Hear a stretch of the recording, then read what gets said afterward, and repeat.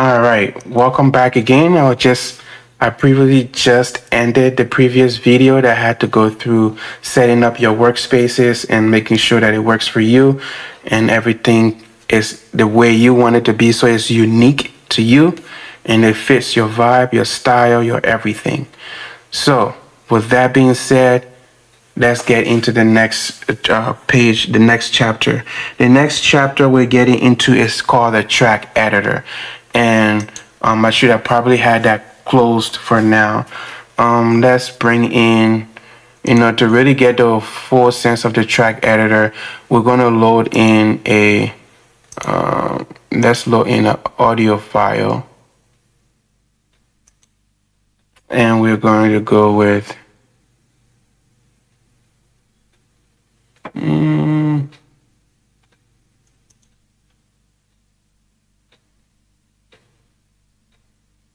I'm going to open, and then we have this here. So let's go to mixer and let's kind of bring that down a little bit. Let's just bring this down too. And let's see.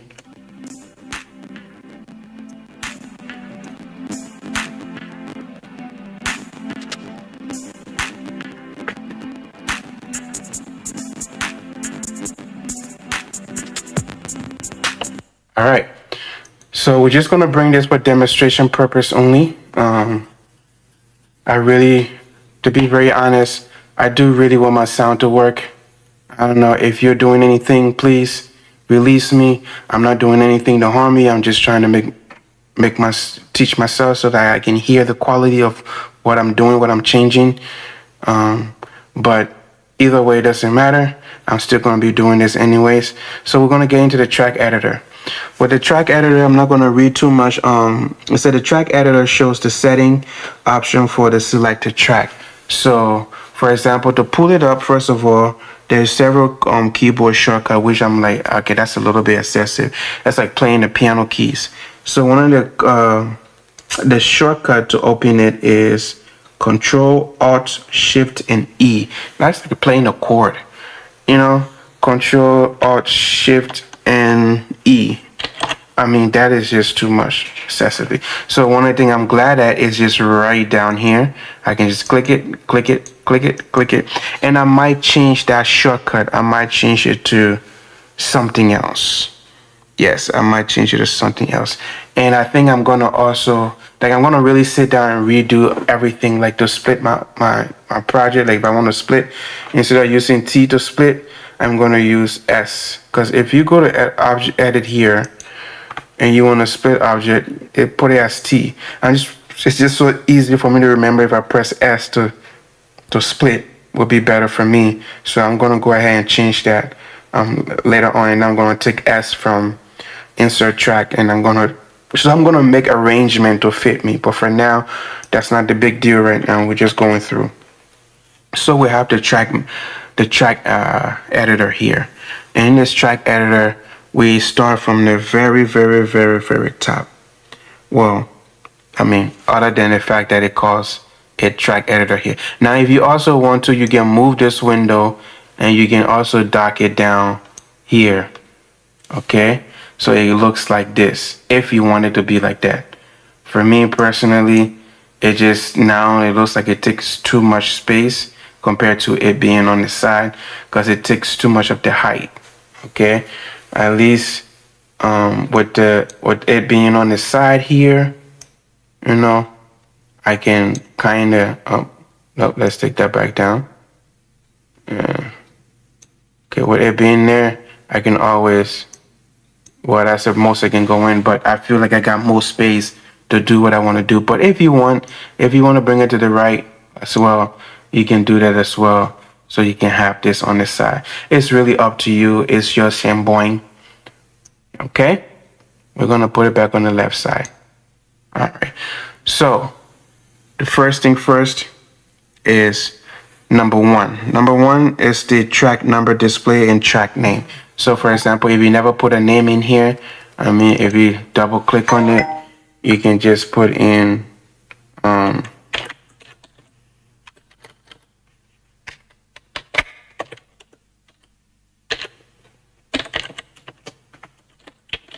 chill vibe, and boom, that's the track name.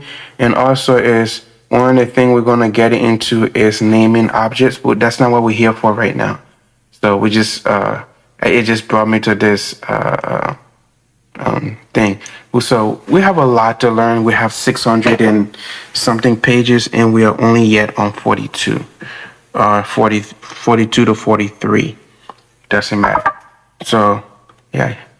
All right. So the first top one is the track name. Then number 2 is the record symbol, which is this one to arm the track for recording.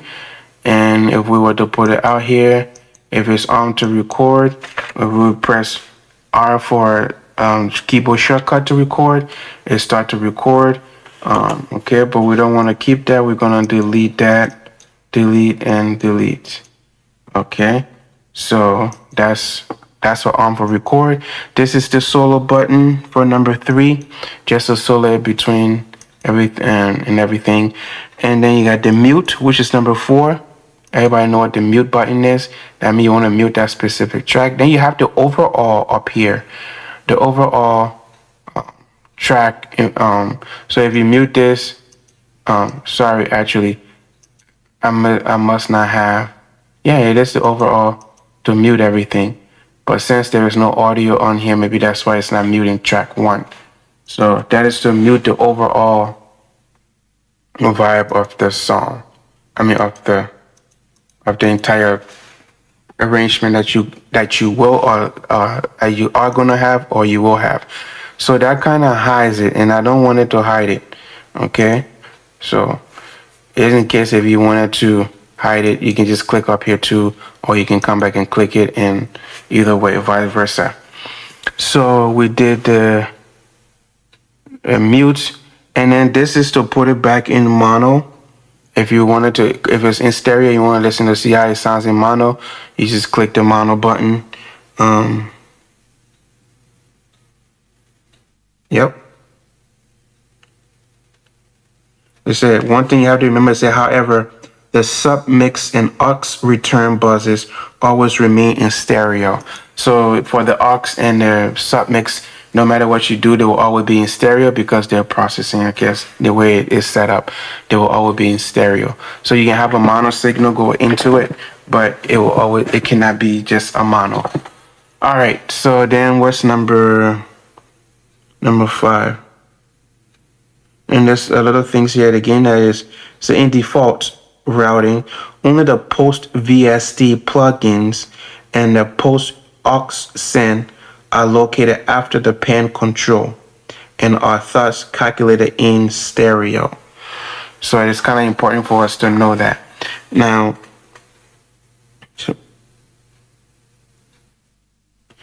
so in only VST that comes after the mono. So anything that come after. Now we're gonna have to find out the layout of this one, because sometimes maybe all DAW are the same. That you have, first of all, you have all your stuff that's coming from here. Then it goes from top to bottom.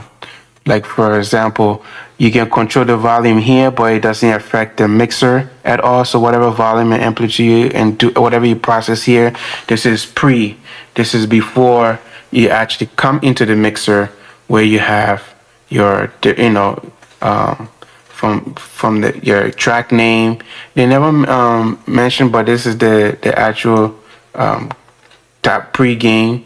And then you go to aux, then you go to plugins, EQ, then the panorama for left and right. Then you come down here. So if they're based on what they're saying, is that everything before you come down here to what they're telling you now is all pre, and the only thing is whatever VST and stuff that come after. So as if it's going to aux or if it's going directly to your master bus. So whatever plugins on there, that's what it's trying to mention here. So let's read that one more time. In the default routing, only the post VST plugin. So if you, whatever default routing, unless you route it differently to, like, sometimes you will want to group your stuff together and you want to send it to the sub box, and then from there, from the sub then the submix bus, then from there you send it to the master. They're saying in default. So in default, that means that just how everything is right now, you never did any routing or anything like that based on how it's set up. Only the post VSC plugins and the post aux sends are located after the pan control. So this is the pan control, okay? After the pan control and are thus calculated in stereo. The routing position of the pan knob can be set in the FX, okay? Okay. All right, so let's go back to the track thing, the track editor. So now, it said assign, right click to access this. Oh, I already just did that. Oh, boom. Well, that's it first time. Six. Where's number 6? Okay, so 6 here, that's the lock. And what is it locking? It said prevents the object in the track from being accidentally moved. Oh, so you can do it here, or you can actually go. If you lock it here, you should see that this should lock too. If it doesn't, then you can manually lock it. But let's see. Well, it doesn't lock it here, but let's see. So it's the same thing. You can either lock it here, or you can lock it here. So when you lock it here, it doesn't move. It doesn't go anywhere. If you unlock it, boom. You can get to move it. You can do all kind of stuff with it. And the same thing, if you lock it here, you cannot move it. Okay? All right. Then number 7 is the panorama. We're just talking about that, this one. So you got the panorama.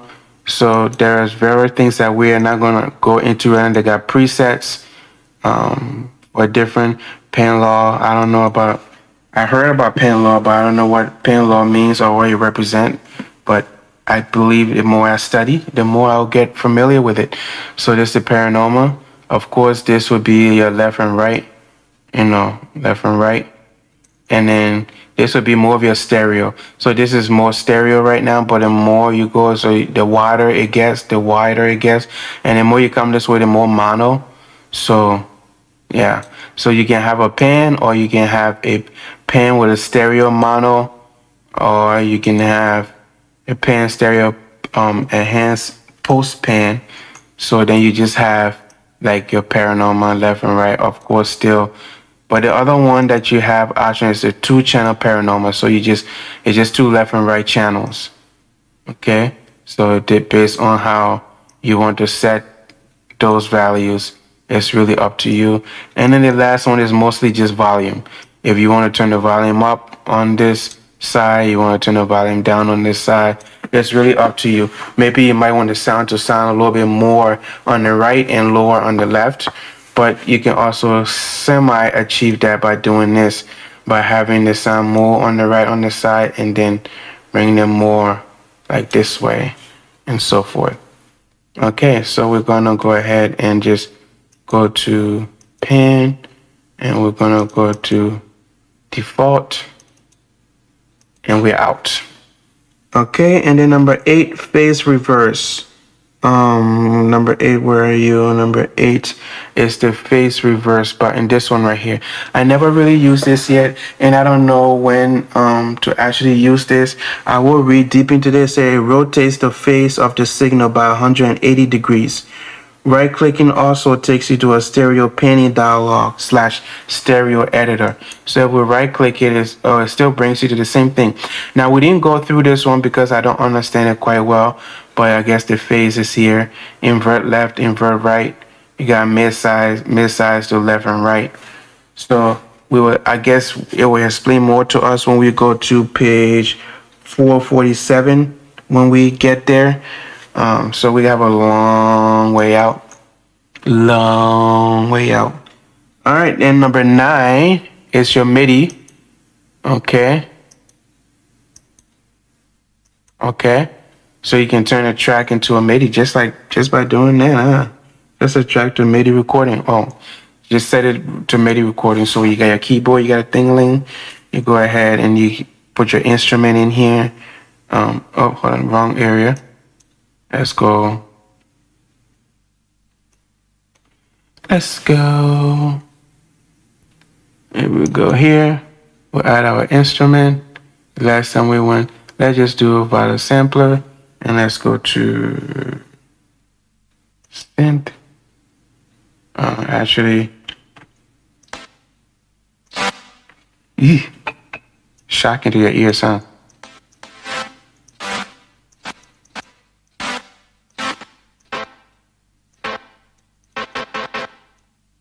This is more of a sampler, huh? I don't know why. We got, let's go to,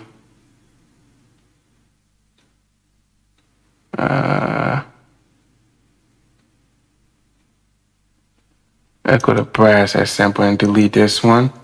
We just want to,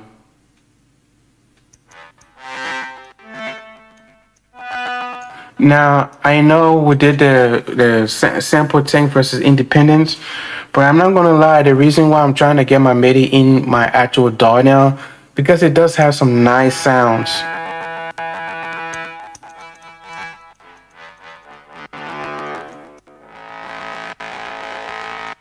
It does have some nice sound and you can always do a lot of things.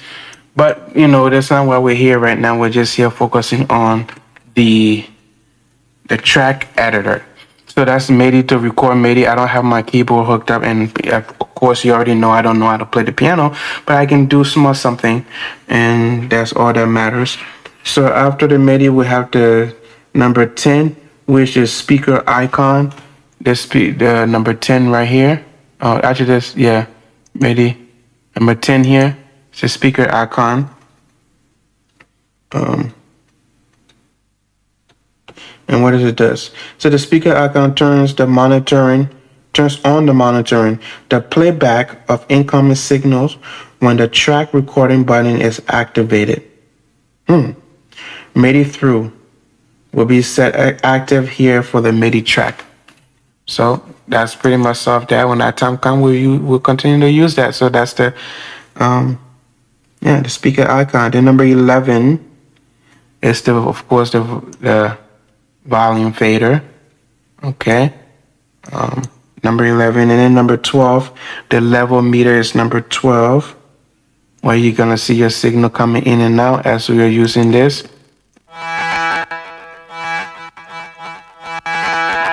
As your meter, let you know how hot and cold. And then number 13, okay, the volume input field. So if you look down here, so if you right click it, it goes up by 1 decimal. So if you just wanted like a 1 decimal, I just realized that, see, it's 7.3. If I click it, it will be minus 6.3. See? So if you right click on it, it will go up by 1 decimal. So just in case if you wanted to reduce it by 1 decimal, nope, it only goes up. So yeah, right clicking it takes it up by 1 decimal. And then number 14 is the FX button. Number 14 has right down here, the FX button. If you click that, you get, either you click it and the pop-up button pops up, or you click down here and you get to choose thing. Now you can save, like for example, on the entire track, you can save your own settings. And as you can see, I have my own settings saved already from various things. And then you can also see, this is what we're going to get into later on, some months down the road, is understanding this mid-size processing. So we'll get there one day. One day. If we just continue to do this, we'll get there.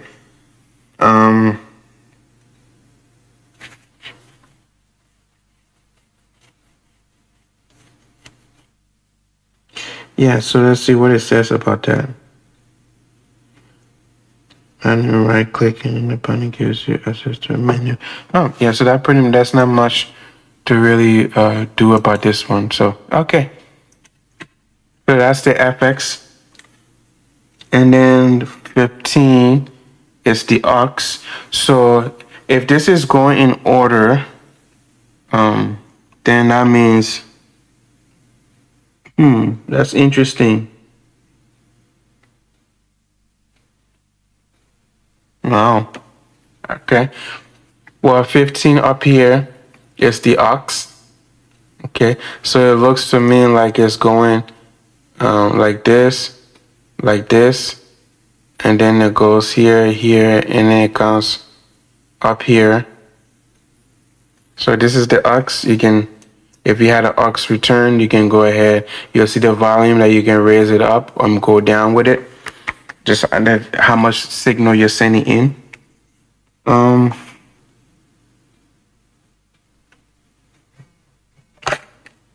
And number 16. Number 16 is plugins, of course. Now we already have the Vita Orchestra, but if you wanted to add any plugin to you have, well, these are the most recent ones that I use, but these are my favorites. And out of all my favorites, excuse me, my apologies. I have been putting in some work, been tossing some videos out to you guys to make up for all the months that I missed, because I'm going to be busy for the next few days. Yeah, these are pretty much, to be honest, the ones that I use a lot, you'll see, it's mostly these guys you'll see me using a lot, or like, you'll see me using the multi-band dynamics every now and then on the master bus, or when I do my so-called mastering. You will see me use the multi-band stereo enhancer as well. Once in a while you see me using the EQ. It's the actual mixer EQ. It's kind of subtle too. I like it, but I don't like it. Doesn't give you more control like the dynamics EQs does. Yeah, so, and I'm gonna start using this a lot during my arrangement phaser. So just kind of keep that in mind.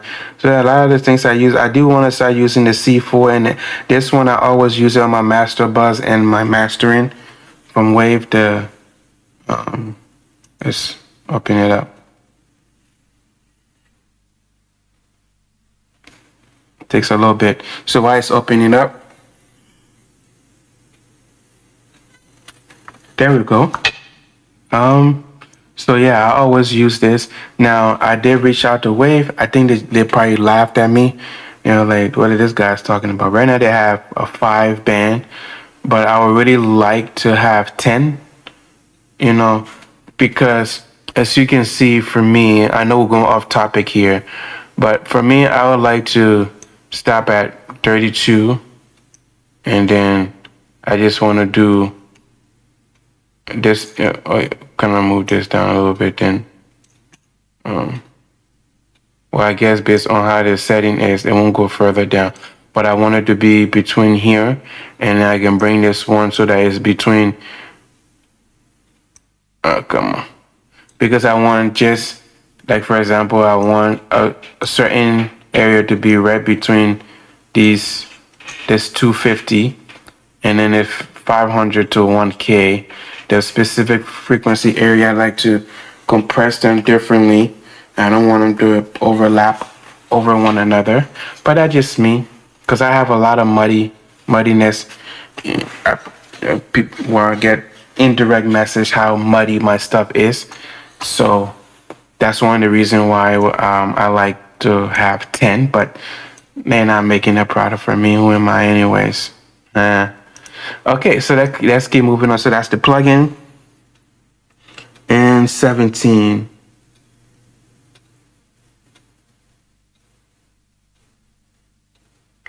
Track autos, number 17. Wait, 17. Oh, yeah, number 17. It can be track, lanes and object, track, lanes and object. So, okay, so there's a choice actually. So, number 17 says,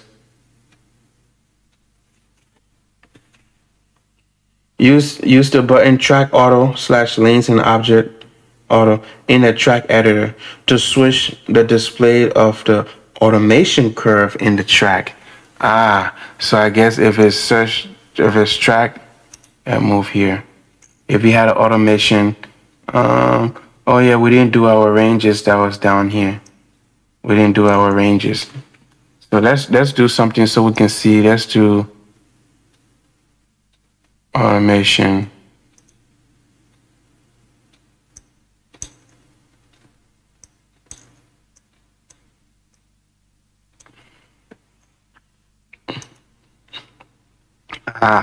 So we have just the lanes and object.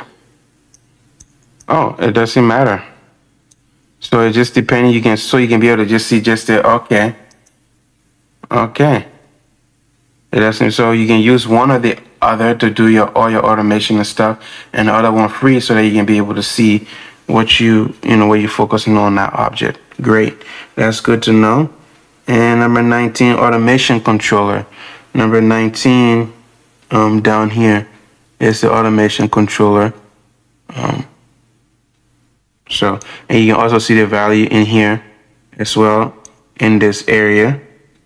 That's 10.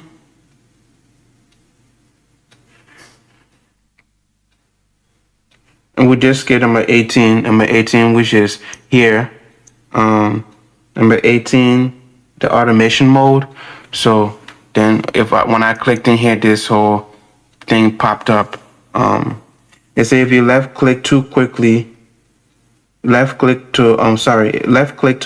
switch the automation mode between the last selected mode and read.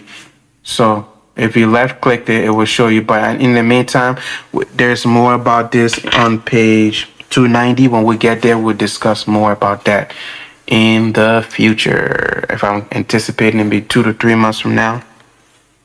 Unless I move like that, been moving the past few days. All right, so after that, now we have the MIDI section, which is down here. So we're going to move this down. So the MIDI section, we have the MIDI input. This is where you put, well, right now it says from all, but, based on, you will either have your whatever device that is up there. You can put your keyboard or your M audio, Sage audio. So that would be great. And then number 2 is your out. As you can see, I've always been using it a lot. You can come in and put in what instrument you want to put in. If we go, is it analyzing?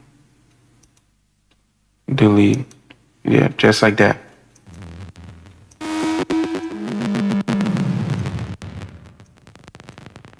Okay. Then number 3 is the channel in. Number 3 here. So right now it's set to all, but depending on what channel that you want it to be. Now I wish it has that auto mapping feature, like where if you click one and you assign it to rotate to the rest of the others, would be really nice.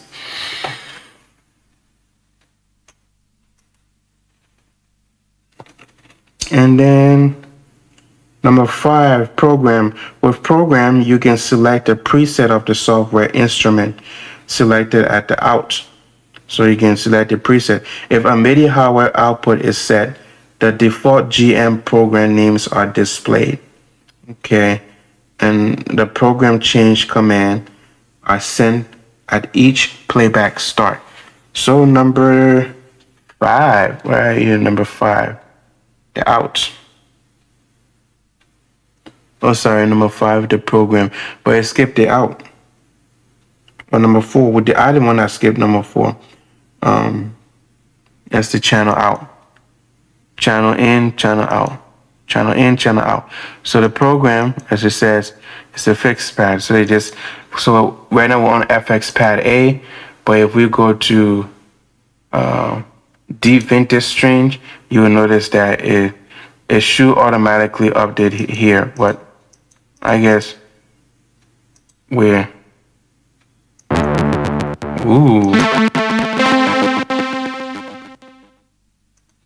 Yep. Well, when you exit out of it, then it automatically updates. Okay. So then number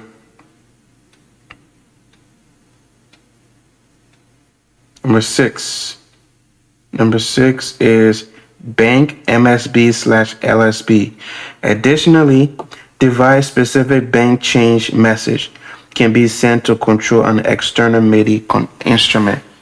Well, we're not dead yet. We don't have the capabilities, but we'll get that one day.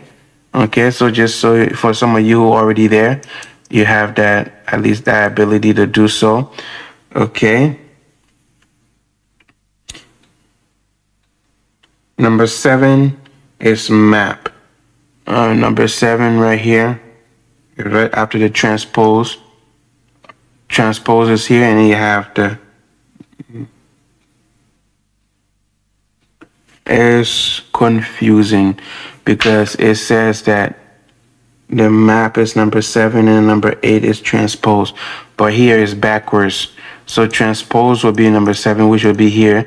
You transpose the note, and then you have the map. Okay. You see, with map, you can here you can select a drum pad. Ooh, Roboda.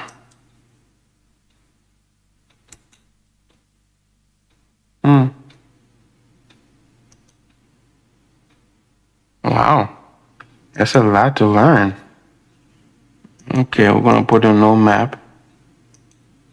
Okay, and then so for transpose, which is the one previously before maps, here you can transpose the MIDI output. The function works in real time, i.e.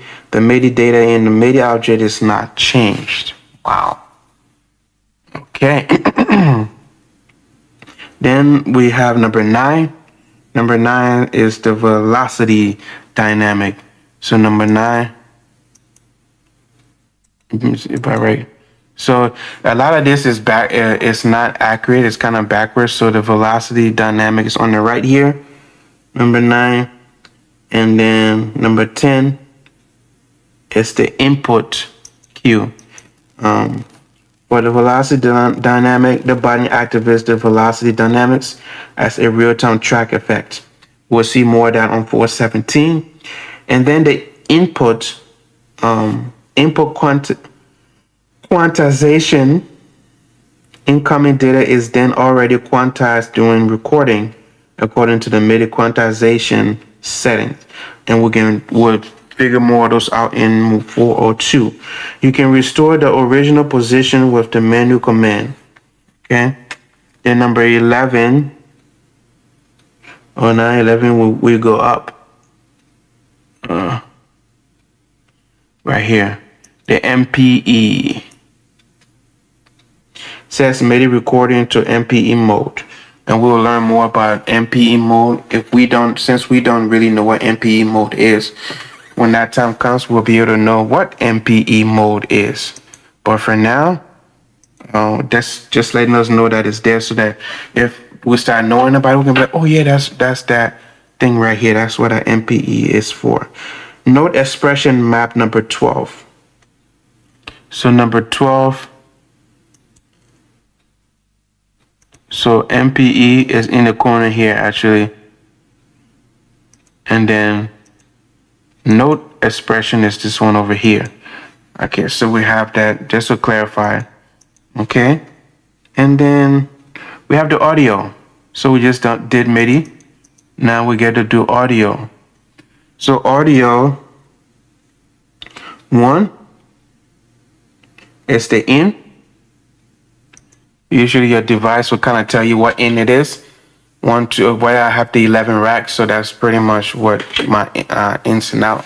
Those things generate automatically once you download your hardware.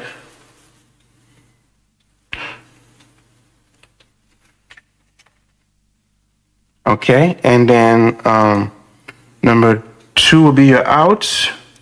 Okay, so you wanted to go to a bus 1, or do you want to just continue going to the stereo master? And then number 3 is the delay in sample. So set the delay time for the track. So we don't want any delay time. When we get any advance, we'll figure there's a reason for that, then we'll do that. And then number 4 is the gain over here. Okay. And then of course we have the EQ. Okay. The equalization, of course, is be your low end, your mid low, your middle low range, and then your mid high range and your highs. Okay. And each one of them correspond to EQ, parametric EQ. Number 6 is the comments. If you have anything about that track that you wanna put in there, you can just say track out. So that when you come out the next time, you're like, oh, I want to track out. All right, let's continue. We gotta finish this track thing.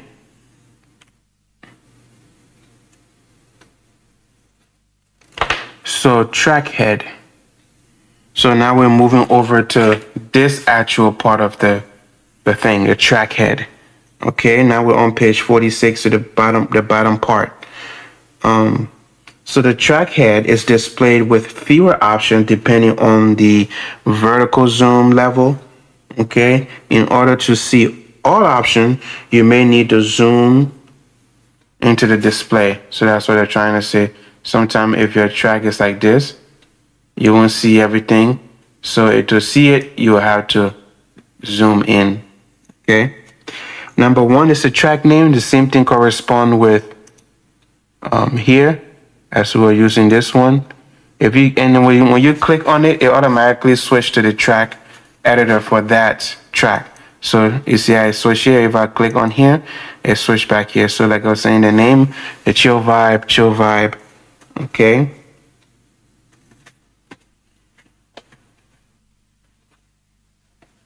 And then number two, solo button. Of course, number 3 will probably be mute. And then number 4 will be record. And then we already know about this speaker symbol. Okay. Number 5.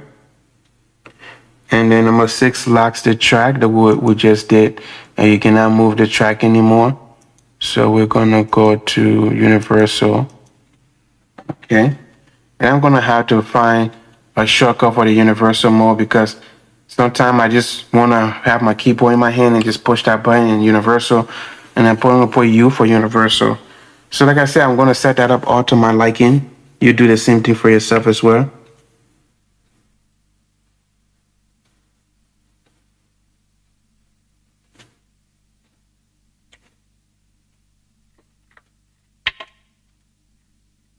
Okay.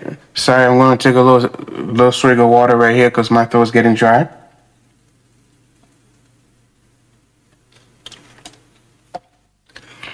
Okay.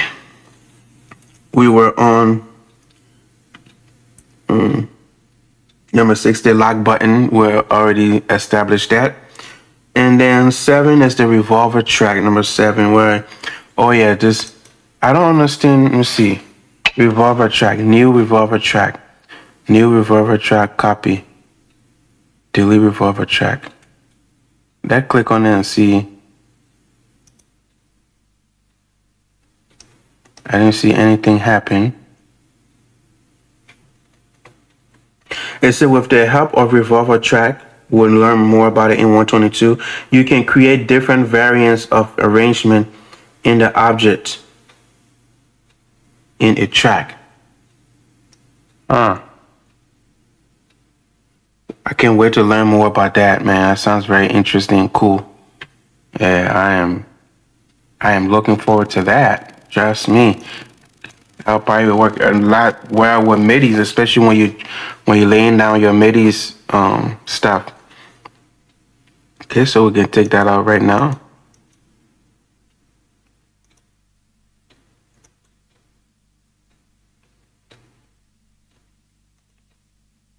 Okay, and then the next one is the peak meter, number 8. So this is considered to be the peak meter. Okay.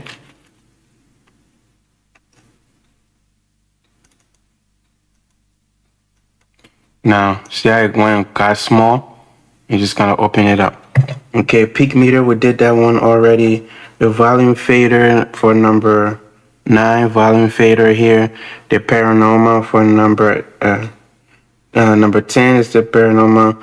And then of course we have the zip plugins for number 11. Zip plugin. And then number 12 is the automation lane. Number 12.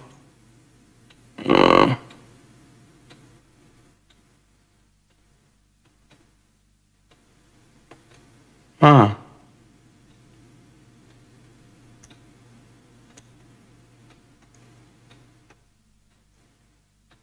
Give me a second here. Let me read it and so you can show me. Because what is pointing at? I don't know.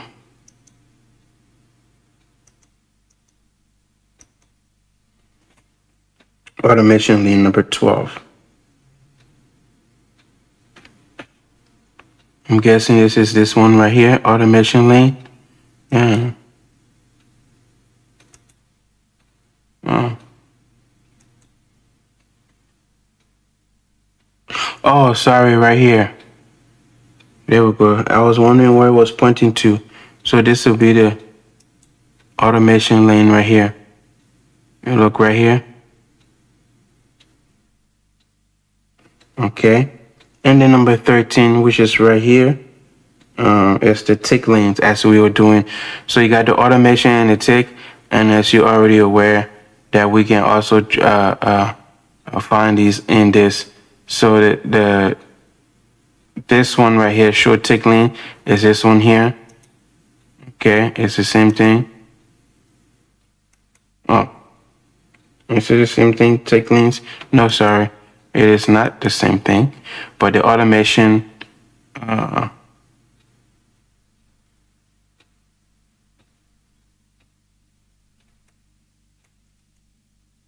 okay. So you see how it's good to kind of read through these things to get familiar. And if you get lost, the more you watch yourself do it, the more you get familiar, and the more you do it, the more it sticks with you. Okay? So I think we're going to, so the time display, we're just going to do time display before we go so we can just finish page 47. If we press Control, Shift, and Z, Control, Shift, and Z, we have this time display. This tells us the position, the range, length, especially if we have a loop, and then where the range end. Okay, so this is on here. It has a little bit more view.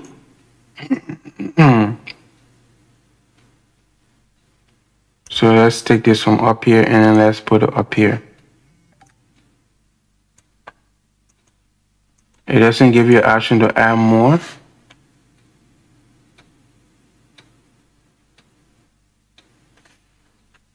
Ah, it does.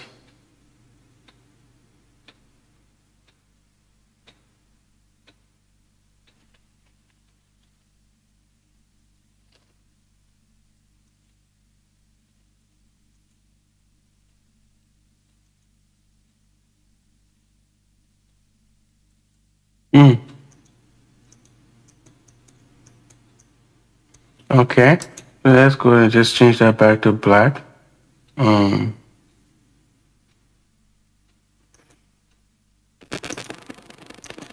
but this is the time display.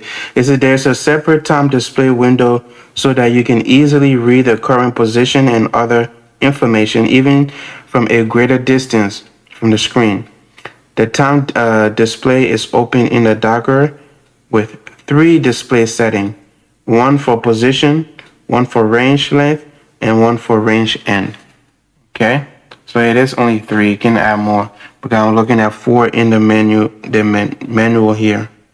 Okay, using the context menu of the field, right mouse button, you can add, move fields, insert fields, remove existing fields, remove field, or select the position, the time position to be displayed in the field or the current field. So yeah, nope, I don't want you on your own down there. I want you. Oh, so it was Control Shift Z, and we don't want it there, so we want it to come back down here. Control Shift Z. Okay. All right, so we can exit out of that. For now, that's a short overview. I know the videos are long, but you're just gonna have to digest them, because we have to take our time to understand these things. Okay, I want to thank you for tuning in, and you have a blessed day. Peace.